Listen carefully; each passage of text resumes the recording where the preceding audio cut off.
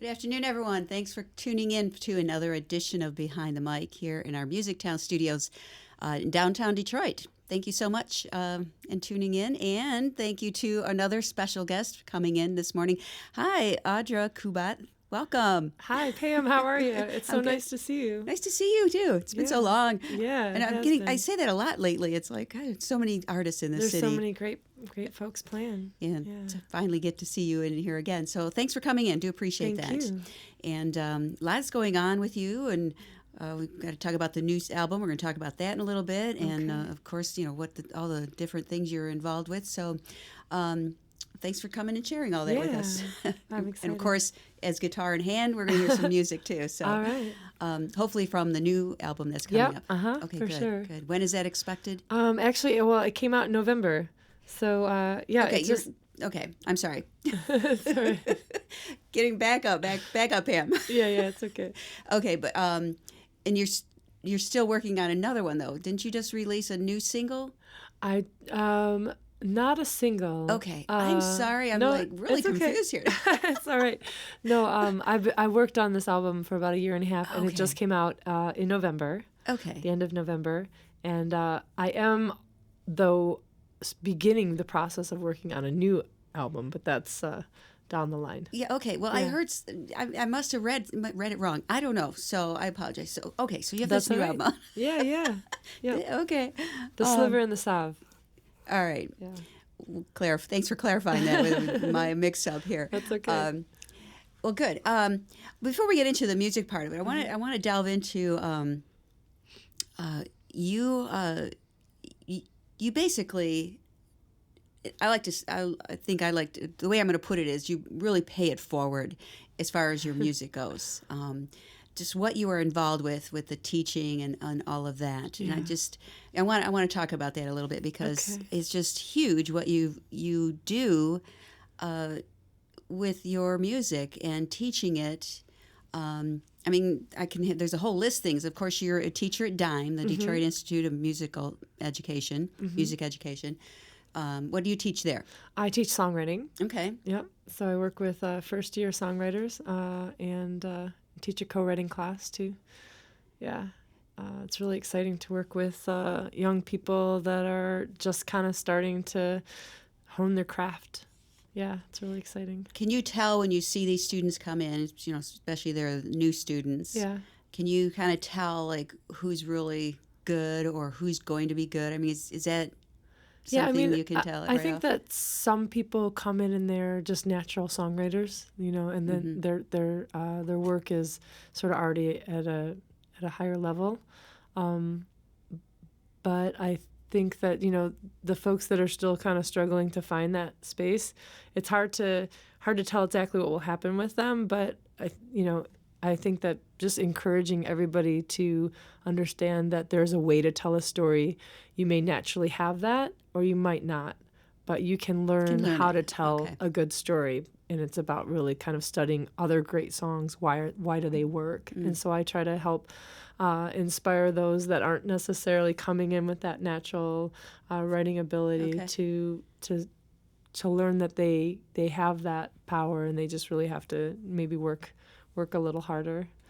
But yeah, I was wondering. I can tell, I guess. What's that? I can tell, I guess, when somebody has it right away. You're like, whoa, that's a great song. What are you doing in my class? Right. Yeah, that's cool. And it's even if kids don't have that natural ability, if they're passionate about it, and they want to learn about it, it's kind of cool to they at least attempt it and go for it. And by what is it, one semester or a full year? It's a full year. Okay. Yeah. So I would imagine from day one till the end of the year, there's quite a progress. Oh, yeah, for sure. Yeah. It's really exciting. And then I work in Detroit Public Schools with an organization called Inside Out Literary Arts Project. Mm-hmm. So I work with right now I'm working with third graders, but I've worked with all different grade levels doing songwriting. And so it's kind of a whole different beast in that realm. And so they're not necessarily going into songwriting like some of the students at DIME obviously are going there because they want to learn how to be a songwriter. But what's exciting is bringing songwriting into those kind of classrooms, that age, because the performative skills that they're learning in that time is so important. So I'm not expecting like they're all going to grow up to be songwriters or, it's like, but it's connecting with that ability to present, so that's a lot of what we do in the classroom with the third graders, at least right now, is working on writing songs together, but then presenting those songs and being able to stand up in front of your classmates and sing out or read a poem or like just practice that ability to sort of connect with people. And those are skills that I think are so important for just rounded young people, right. To come out of the school and have those kind of experiences, because it doesn't matter what, work you're going to do. If you know how to present your ideas, that's helpful, right? Yeah, absolutely. So those are the performative things I get to do. I also work with Living Arts Detroit, another nonprofit, and Wolf Trap. So I teach, I go into pre-K classrooms and help teachers use more music in their practice. So I model for them how I use music in residencies where I work with the kids, but I also am really there for the teachers, for their professional development, to help them learn how to use music every day and just with their voices and steady beat and, connecting that with phonics and social emotional awareness and all kinds of cool stuff. Well, and with music, it probably sticks a little better. Music is a wonderful vehicle. Yes. It is like, it's got that viscosity, right? Yes. So it kind of, it sticks, and it has that repetition, it has that rhythm. I mean, honestly, when you see little ones sitting in a circle and they're moving their bodies to a rhythm and they're using their voice to say something rhythmically in a group, it's like their brain can't really be anywhere else.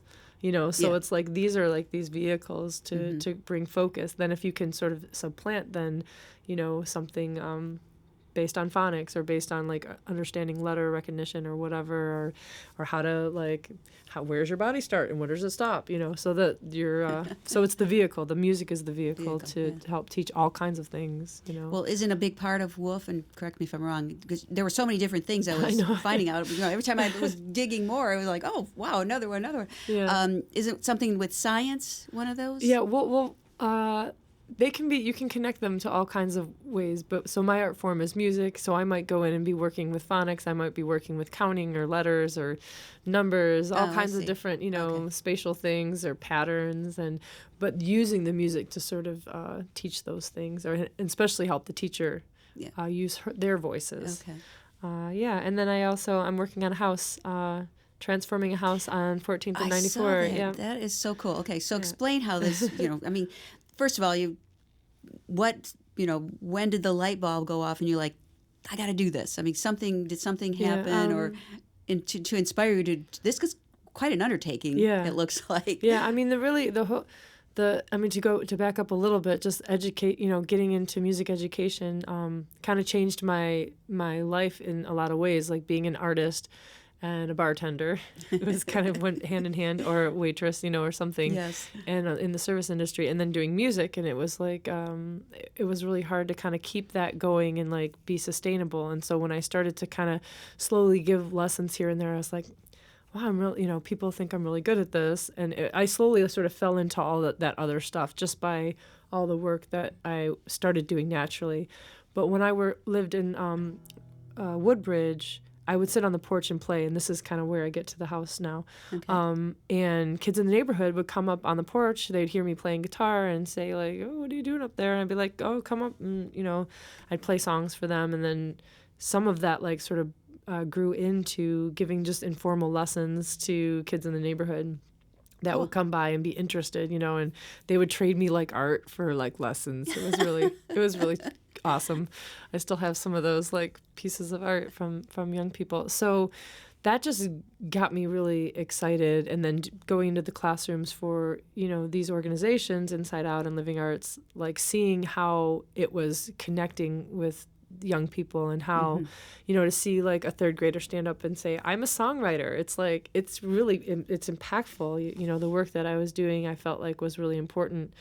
And there were times where people had said to me, well, why didn't you go, you should have left Detroit and or go here. And I did go to New York for a year.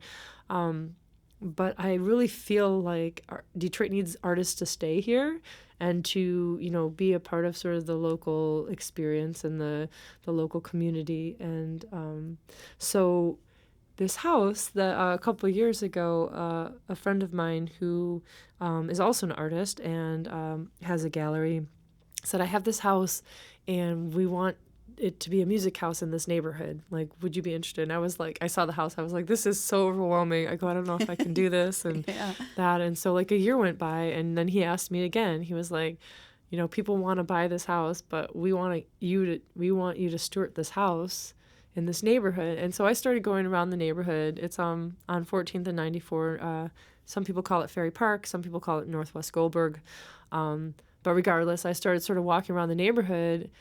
I'd go just like once in a while, just like, oh, could I like live here? Could I be here? Like, and it just started to feel better. And like, the way that I deal with like being in Detroit is like, and you especially can tell when people have been in Detroit for a long time and people that are new is like you say hello to people. And so that's what I started doing. I would walk around the neighborhood and I would just wave to people, and it's like slowly, after 3 or 4 times, like somebody would roll down the window. Hey, how you doing? Oh, what are you doing over there? I was like, oh, well, I'm thinking about doing something at this house. Oh, that's interesting. Just sort of building connections with the neighborhood before I just felt like, well, I'm just going to plop down in this neighborhood and do this thing, and I started to get a sense that people were supportive. And there's a little Baptist church actually next door to the house.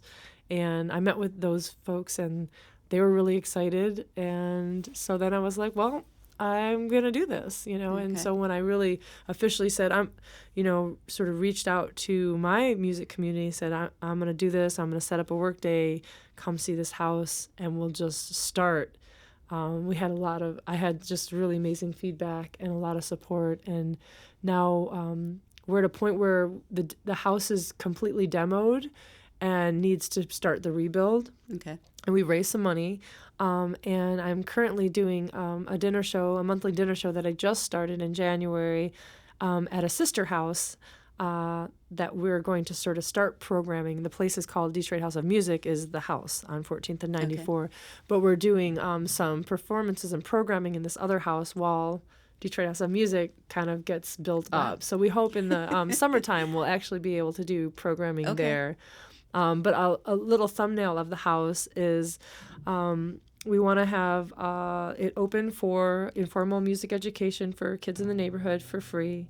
We want to supplement that by having, folks that are teaching bring in some other students that they can charge. But then, for every few students that they have that they can charge, that they'll be donating a lesson or two to someone in need there. And I say children of all ages, by the way. We want to focus on youth, but I also want that to be open.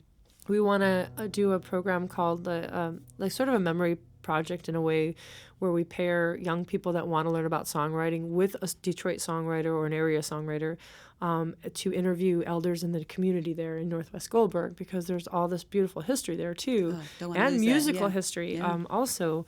So that's kind of one of the projects. And then we want to do a lesson to own or learn to own program where, if a child, shows real commitment to an instrument, so therefore we'll be collecting instruments and refurbishing them, but we want to be able to not only lend them that instrument, but then eventually they can own that instrument. So it sounds like it's a big, crazy thing, and it's just in one house. And I certainly don't want to think like, oh, this is for all of Detroit. I really want to model how we can just do something in one neighborhood, one neighborhood at a time. And then, Detroit House of Music, Corktown could open up or this or that. Like other people could just take it and do what they want. They don't even have to call it, obviously, Detroit House of Music. But I want to model how, let's just focus on what can we do in this like 5 to 10 block radius.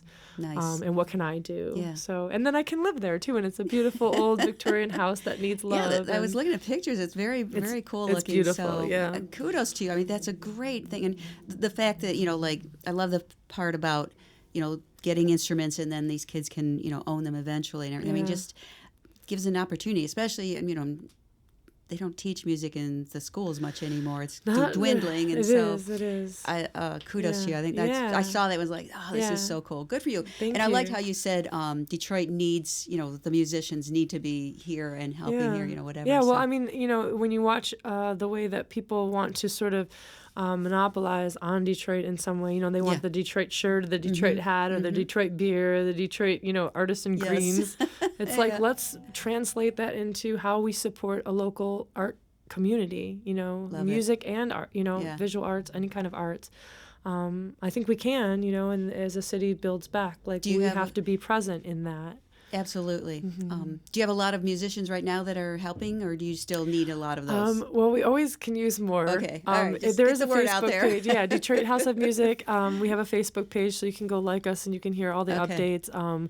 We have monthly fundraisers now called Dinner and a Show, and we'll have guest artists as well as myself, and we do this beautiful plated vegan meal that's made by a local chef, and Cool. she's incredible. Mary Ann Burrows. And there's always ways to help. We can always use more, but we've had wonderful, wonderful artists already, like come and get dirty Nice. with me. I've been in like full garb, like full respirator, but we're on the rebuild, which is going to be really, really fun. Yeah. Yeah. Now the fun, yeah. Yeah, now the fun The begins. dirty, all the demo part is always like, oh, once you get past that, it's like, Right. wow, Yeah. Good for you. Good for you. Yeah, and I got this album. It's like, wow, there's just a lot going on. There is. Well, how about we go to a song? Sure. And we have a lot more to talk about. So, Yeah. from the latest album Right, from from the November. latest album. I don't know why I've Yeah. had my months mixed. That's mixed all up right. here. And there's a lot of great artists out there, so it's easy to kind of get them mixed up. My throat's a little rough, but I'm going to try on this. It's called Some Comfort, and it's the first song on the new album.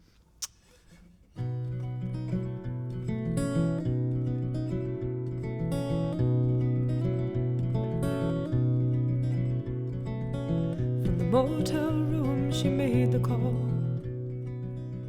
Her hands were shaking and her voice was low on the other end. She heard him say, "Please come home, I won't hurt you again." Instead she kept driving off the other way, through a darkened night and a twisting hurricane. And when the morning light broke in at dawn, the clouds had lifted, she was far from home. And where are you now? Are you lost at the wheel? And what you need now is a place that you can find some comfort.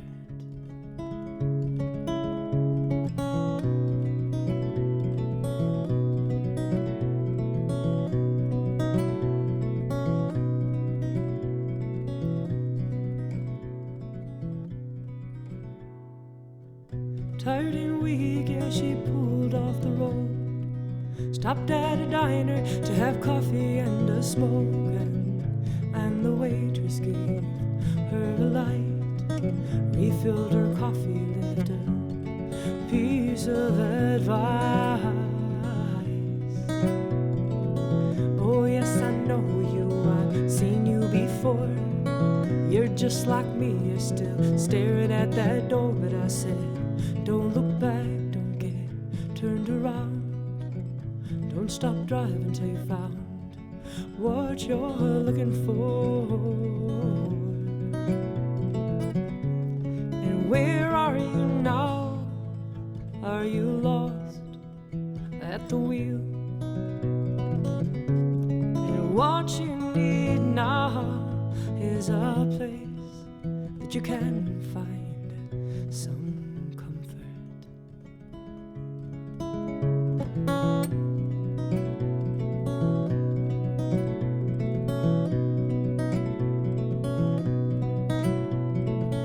Back behind the wheel, she's listening to Howling Wolf.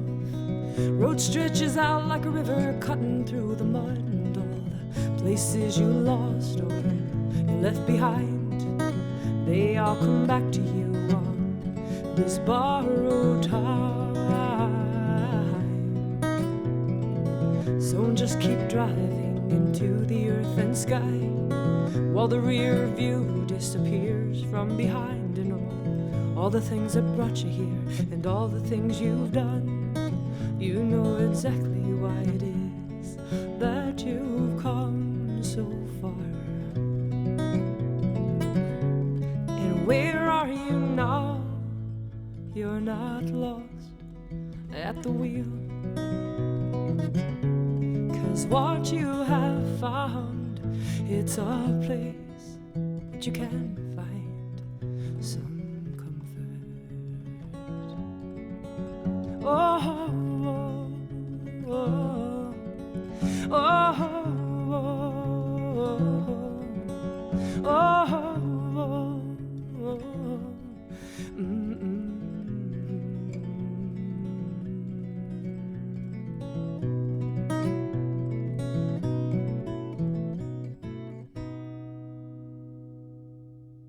Nice.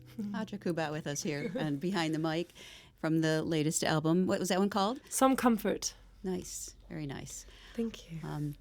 You just said something earlier when before you started playing. You said some people think I'm good, and that just struck me funny. Wait, did I say that? It's something about something. I may have not be exact words, but it was like some people thought I'm good, to help all these kids and the songwriting and everything and teaching, and it's like that just to me that sounded like. Well, don't you think you're good yourself? Oh, I don't know if I said that. Did I say that? Okay, maybe. Maybe it was I feel like I wouldn't say that. That's what I thought. It was like that's an odd thing to say. Okay, maybe I said some people are supporting. I don't know. It could have been just that we missed each. I know. It was like, well, why would a musician say that? Okay. No. Now we're all going to go back on the No, that's all right. And I totally I do believe in this work very strongly. And I've through like the community support, like that confidence has grown in me. I didn't always have that though, for sure. Like, in the past, it's like I've certainly questioned like, do I deserve the support I'm getting, or that, just all those kinds of questions that you have, but I feel pretty confident that that the work is and the work is sort of the more important part, and it's like I'm there, but I feel it's more of like the vehicle. It's more of like, I'm just sort of like helping to sort of push that out, and so as people help me, I can kind of put that back out. But who knows what I said, Okay. It could have just been like a flub of the connection. Well, and are you generally do just solo, you and your guitar, pretty much? For my album has definitely a lot of production on it. I got to work with My Brightest Diamond, by the way, who's just this fantastic artist, Sharonova, and she brought her voice in. And then also I play with a trio, Kubat, Finley, and Rose, with Emily Rose and Tamara Finley, and they're just wonderful. And when we do that, we kind of share songs, so it's not just my stuff. And then when I just played at the DIA for my record release in November, and so we had this whole glory, the trio was there supporting my songs, but we also had a whole choir of women singing on a song that actually I'm going to, will be probably my next song. And we had a whole slew of wonderful people play with me. So you mentioned the DIA. I love you do this thing, and I don't know if there's a title for it, but your songwriting, and you pick, I don't know, one piece of art, and then you have to, through this piece of art, come up with a song. Why don't you talk about that? I think that's brilliant. Yeah, I kind of, I sort of spearheaded that. I did a VTS training, actually, with Inside Out, where it's a way of just kind of helping others, poets and young people and artists, anybody, like sort of understand art on their own terms. So it's sort of a style of facilitating that. And sort of once I went through that training, I was like, I really want to do this with songwriting, and I'd love to do this at the DIA. So I kind of like put together this proposal for them, and I said, hey, I can do this. You want to, you could pay me to do this. Yeah. And so, it's really cool. I pick a piece of art, and then we have a group songwriting session, and I sort of facilitate the collection of ideas by bringing them through, like, okay, what are we seeing here? Tell me more about that. what more can we see? And so through that, people are sort of like making notes, and like we did the Revere Court, which is the first time we did. I've done a couple different ones, but we did the Revere Court, and so of course there's all these just like these great hands with like minerals, and then there's like people like these people on the line working, and just all kinds of different like the medical stuff, and the babies coming out of avocados. I mean, all kinds of amazing stuff. So there was all this beautiful work, and sort of what my talent is I quickly can come up with melody and like supportive guitar parts. So as then basically people come up with stuff, and then they all donate a line, and I kind of like on a whiteboard basically like I'm like jotting down lines and kind of mixing things up. It's like, oh, what if we move this here? And then I'm like, well, is this a sad song? Is this a happy song? And so like through that I come up with a little thing and start singing, and so it's their words, but then sort of translated through my my musicality, I guess. And then we write a group song, and Very cool. So I'd love to come back, the DIA, if you're out there listening. I'd love to come back, but I put together what I'm working on. Really, another big thing is going around to other museums and doing this. So I put together a beautiful video from the work there at the DIA and a proposal to go. And so I'm doing like a regional reach out right now. And I did hear back from Cleveland Museum, and they want to have me come down there and do one of the workshops. So ideally, as an artist, like to be able to do these maybe in other places in the country, and then maybe play the gig in the evening somewhere. Yeah. Because touring is so hard to be able to afford to tour. And so the workshops actually, they pay a little bit more, and which is nice. And then to be able to go, well, now I can just play a show, and I don't have to like have this big guarantee to be able to do it. Right. It's kind of like I'm trying to like work this is my angle. Yeah, I like it. Yeah. And, and there's so much art in a museum, and one piece, I mean, everyone looks at a piece differently and sees different things. Yeah. So that's really cool. Right. What do they see? And then all these collective minds coming up with a song. And really, very cool. Museums are struggling all over the country to get people to come back to them. Once they come, it's like, well, when are we going to come back? And so if you sort of like create this new relationship with the guest to the piece, and I heard this after we did the workshops, people came back and looked, they were like, oh, I wrote a song about this piece. Very and like cool. The idea that you could record it and put it on their website. I mean, there's all these really creative ways that you could just sort of bring your guest into the experience through Audra Kubat workshop. I like that. And then, and then to make it even more, I don't want to say profitable, but so people come back and everything is by that piece, you have a little something that they can hear that song. Yeah, I mean, that would be amazing. Cool. Wouldn't that be amazing? Yeah. You could even do it like for a benefit, it's like it could benefit like a program in the musium for education or some kind of, Absolutely. I mean, I guess one day, hopefully I'll get paid. but meanwhile, let's just help get the kids educated and and while loved. You're doing all the paths you are on to do that. I mean, you're on a lot of them, but you're on the right paths for sure. Yeah, well, it's changed my life doing education. It's given me an affordable, a way to afford a real, have a real living. I mean, it's still, still hustling, but it's like it's a real, it feels so good to be doing the work that I'm doing and be paid to do it. That's always good for a musician when you get paid and you're like, I'm getting paid to do this. This is worth it. Feels so good. Yeah, that first check. When was your first paycheck? Do you remember? I mean, you've been doing this quite a while. Probably about 8 years ago. That's all? Like my real, like when I was really in a school. Because I walked away from bartending. Well, my last job was at Roast. Actually, here I was hosting at Roast. And I said, I'm gonna quit for real. I'm doing some of these things in classroom, and I'm really gonna do it. And then actually, I got my job at Dime, like that next week. I walked into the pop up on Woodward, and they were like, "Hey, they were just talking about you. You're a songwriter." And I was like, "Yes, I am." But probably about 8 or 9 years ago, I was the first time I worked for Inside Out. In fact, David Blair, who I happened to be playing Blair's guitar. And it was Sean Fitzgerald's before that. Oh, yes. But we lost both Sean Fitzgerald and Blair, and this was their guitar. And I, but I had gone in to do some workshops to help Blair when he was with Inside Out. And Okay.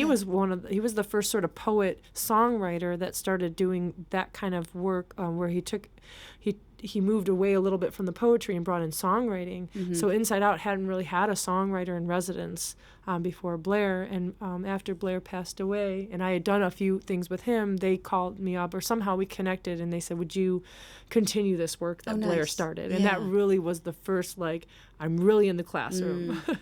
So it was... Yeah. Oh, I forgot about. Yeah. That's been a few years since he It has passed. been. Yeah.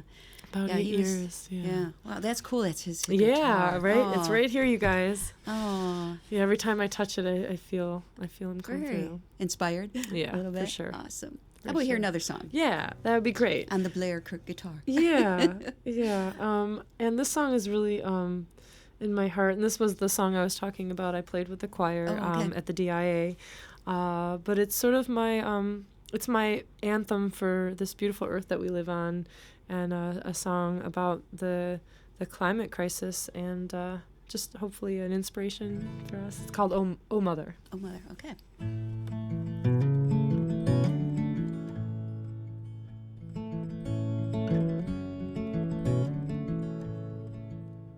Oh, mother of light, mother of days, you wait for the words that we promised to say. We stand in your shadow but must sit by your side to hear your song in the winds blowing wild. And I trust in the world you have given to us. I will fight with my bones and my fists if I must, to shatter the walls they put up with fear. I will break all the rules just to keep her here. Oh, mother of mountains, mother of fire, I'll climb your highest ridges and I'll light the pyre, to burn down the kingdoms created by greed. And we'll dance on their ashes, watch their power recede. And I trust in the world you have given to us. I will fight with my songs and my words if I must, to tear down the fences and take down the flags. We'll undraw the lines that divide us in halves. Oh, mother of freedom, mother of hope, I'll pull back the blinders and I'll cut all the rope. And I'll smash all the windows, give away all my clothes. And I'll walk through your valleys, get your mud on my toes. As I trust in the world you have given to us, I will fight with my fingers tooth and nail if I must. And I'll study your body, hold space in your name. With all that I am, I will work for the change. Oh, mother of oceans, mother of grace, oh, please won't you tell me that it's not too late. Your bodies of water soon won't run clear, and the men on the hill, they just don't seem to care. And I trust in the world you have given to us. I will fight with my heart and my mind if I must. And I'll gather the people, we'll march to the drum, and we'll stand in the way till they lay down the gun. Oh, mother of glory, mother of man, I'll wait at your doorstep and I offer my hands.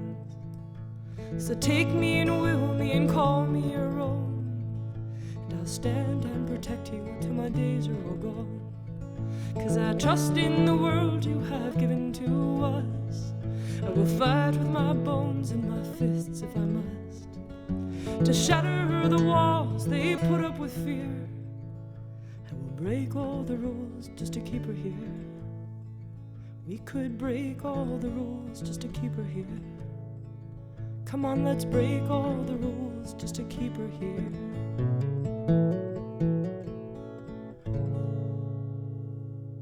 Nice. I can picture the choir women behind. Oh man, they were so good. It was so powerful. Oh, How many women did you have singing behind you? There was about 8 or 9. Okay. And they were all local singer-songwriters. I think I remember seeing some posts on this or something. Oh, they were beautiful. Yeah. I mean, I could name them for you. They're so great. I had Tamara Finley and Emily Rose there.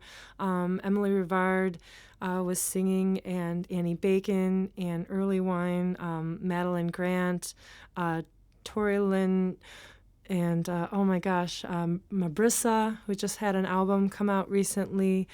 A couple of my students were there, and they sang with me. Allie nice. Evenson and Julia Shurin. I hope I'm not forgetting anybody now that I'm actually. Soda Jane was there. They were just incredible night of music. Very cool. Yeah. Watching you play guitar, you taught yourself, right? I did, yeah. Did you ever take lessons after you kind of started yourself? No, I had a boyfriend when I was 18, and I said, "Show me some chords." I always wanted to sing, but I never. Growing up, like people I would sing a lot, and people would be like, "You got to stop singing. You're not a good singer." I was like, Are you serious? Yeah, Oh. but I didn't. It's like I really had to learn how to sing. And I started to listen to Joni Mitchell records after I learned how to play the guitar a little bit.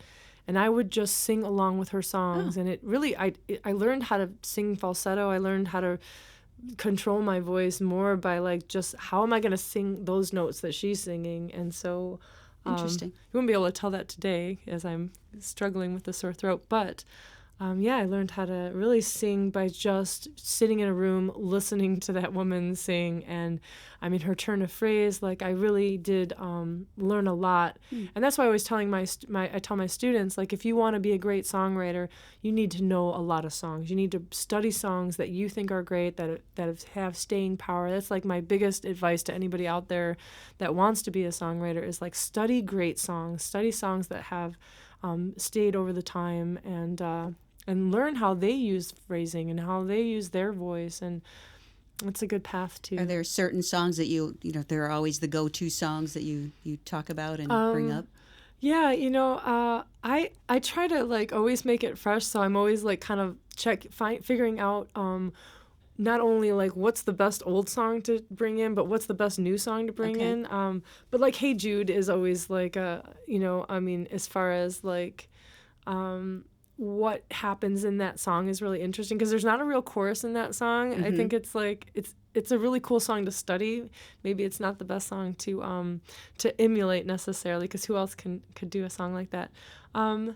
So I don't really have, I guess I don't have, like all the Motown stuff is so great. I mean, there's just so much great stuff to like, there isn't one song for me that really hits, like I just think there's just so much But great stuff. that's a great way to listen to other songs, great songs. And that's how Especially you if you're learn, like, I always say, if there's a song out there, you're like, I wish I wrote that. Learn that song inside and out. Figure out exactly what's going on with the melody line. Why are the words working? What's the storyline? What are the chords that are supporting it? Why do you think they work?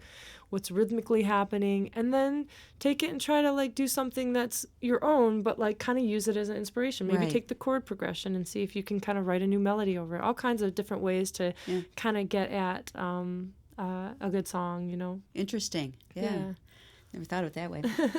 I'm going to have to listen more closely to Joni Mitchell. I mean, I know a lot of her songs and everything, but I'm going to go back and really... She's just such a master with, like, marrying melody and words, I think. That's what and her phrasing is great.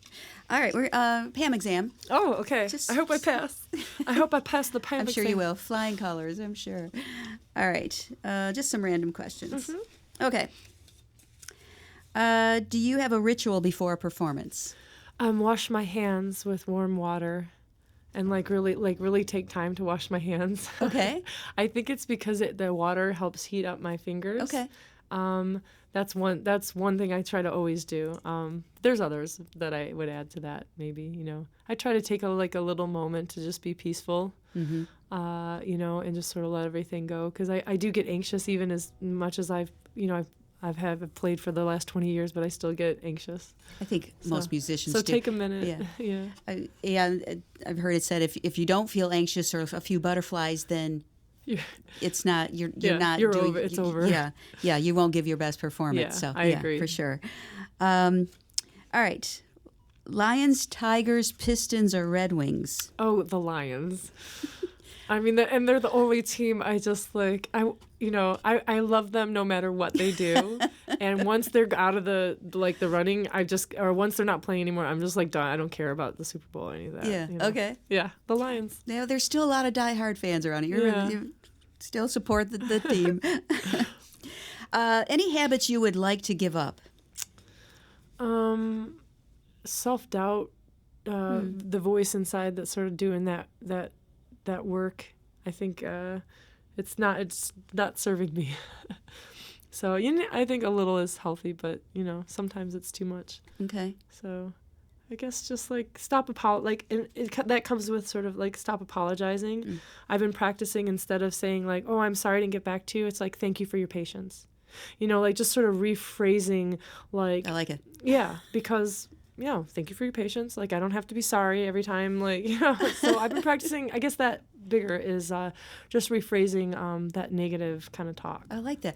Yeah. Because, in fact, it's funny you said that, because just it seems like over the last 2, maybe 3 months, I'm hearing more people tell me, you don't have to be sorry about that. I'm thinking, am I saying that too much? So I'm going to we do it a lot. advice. I mean, I think in particular, I hear women do it more. Yes. And I just think we don't need to do that. Thank you. Practicing. Good point. Yeah. Yes. Yeah. All right. Your most memorable music moment. Oh my gosh. Yeah, that's. I mean, the recent DIA thing was pretty epic. They were twice. They said that the capacity was. I mean, they were like 800 people like throughout the night. It was wow. almost the most they'd had since the Jack White. I mean, they were really like, we were afraid. They were afraid people were touching the art. It was a madhouse. They had like the screen was out in the hall. I mean, that was pretty probably at the real top. And the second one would be like meeting Joni Mitchell outside of the Palace when she played there with Bob Dylan, who I ended up not seeing because I wanted to meet Joni Mitchell so badly.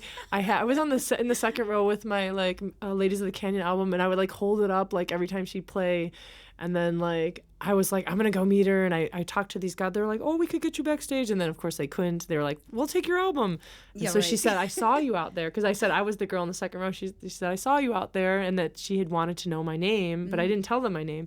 So then I'm running out. My friends are like, she's driving around in like, this green Cherokee. Come down here. And so I did. And she was driving by. And I just last minute, I was like, oh, I held up my album.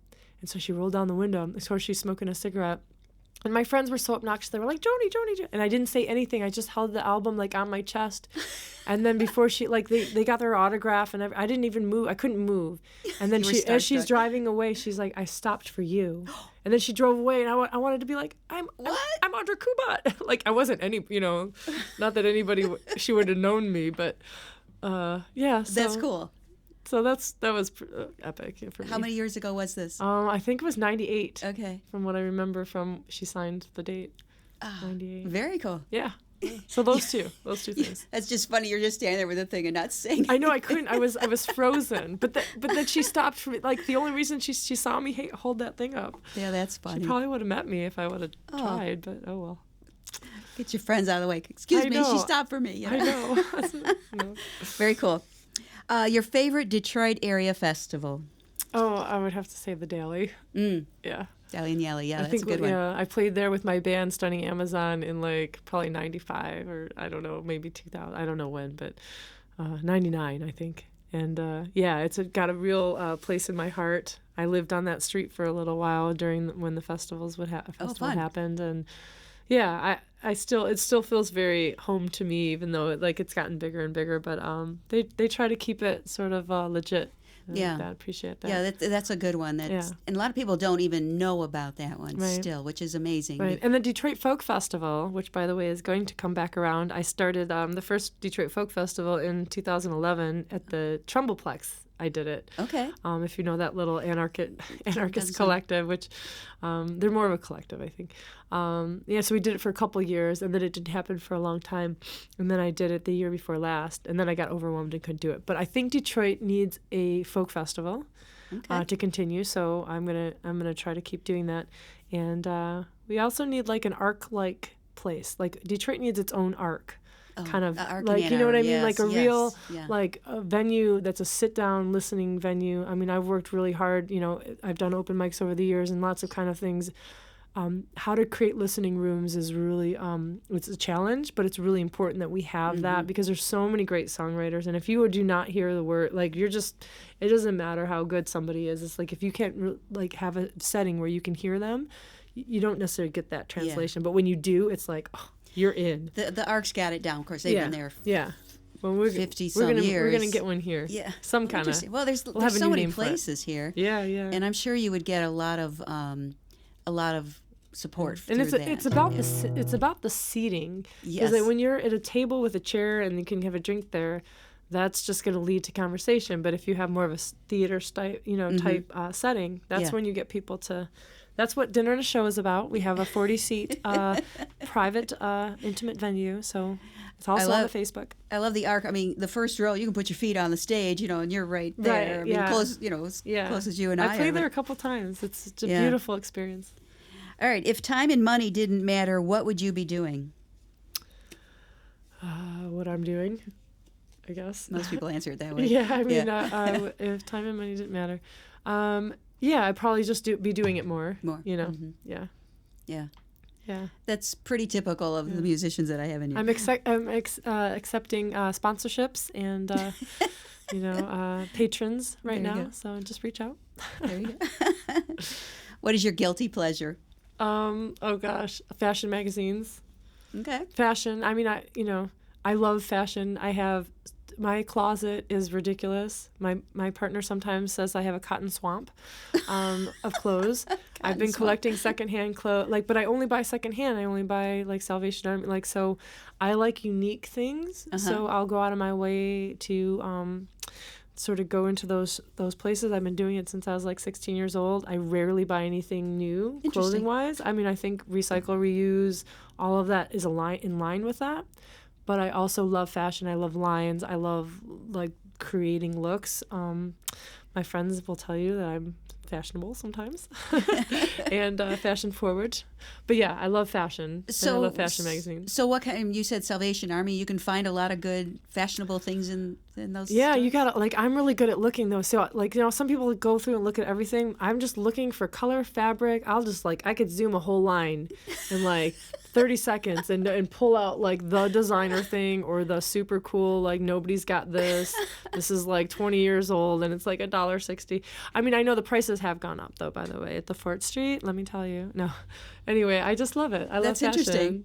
Oh yeah. It'd be fun to just spend an afternoon with you in a Salvation Army. Well, let me tell you, Detroit. I have a podcast that has not been started. I have a video cast that I have still not gone off the ground called $20 Style Star, and I do have the domain name, so don't try it out there, Detroit.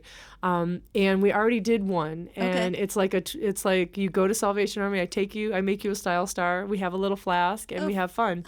So we have one. It's just not cut yet. That sounds really cool. But yeah, it's a great way to sort of highlight an artist too. So you bring an artist in, they can talk about their work, You can show some of their work or play it if they're musicians, and then you're just all right, $20 Style Star, let's go. This could be a national TV show. I think it could be huge. I have so many ideas that I think man, if we just had some money behind that, we can make this happen. But we're gonna do DIY it anyway. Yeah, I love it. Yeah. I love that.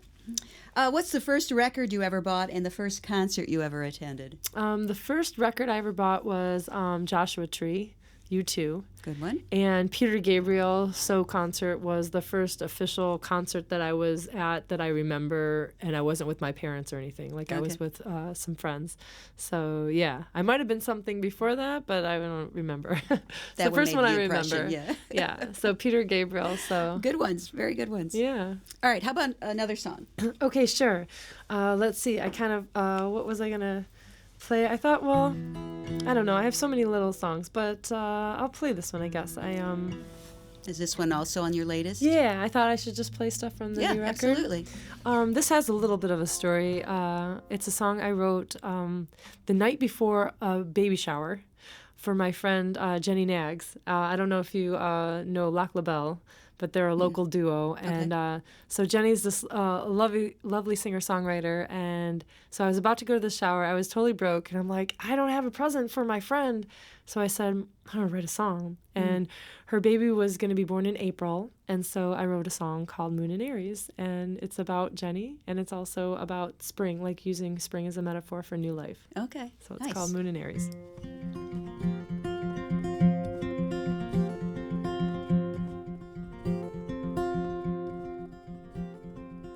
There is a girl with golden locks of hair, a voice like an angel, a gift that she would share. Share with the world a love song sweet and rare, with words penned to paper, with tenderness and care. And now there is another life that grows inside of her. Soon there'll be a lesser lad that she will hold so dear. Oh, moon and Aries, won't you shine your light? Welcome to this place, a brand new life, a brand new life.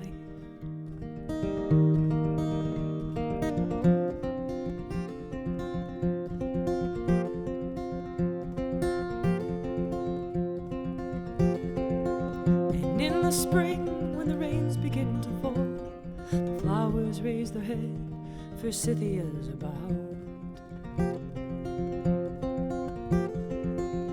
Time of change, when green will dress the ground, and the vines of honeysuckle will call the yellow finches home. And April is a place where the dreamers come to dream, and underneath a warming sun, a family comes to be. Oh, moon and Aries, won't you shine your light?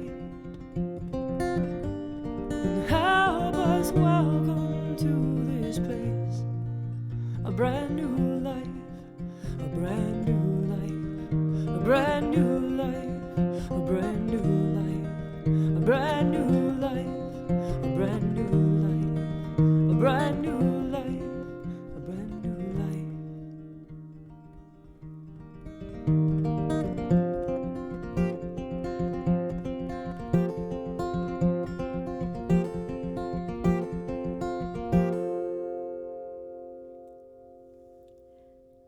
Nice.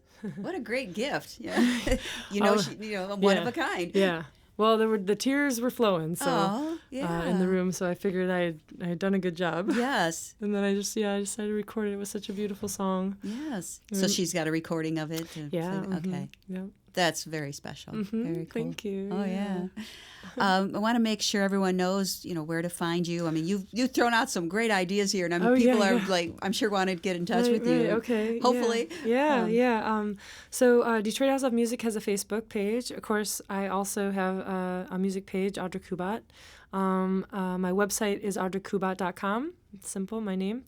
And I've just got a really exciting show on February 12th. I'm opening up for the Sweetwater Warblers at the Magic Bag. It's just like a last-minute special guest. I'm going to do a solo spot with them.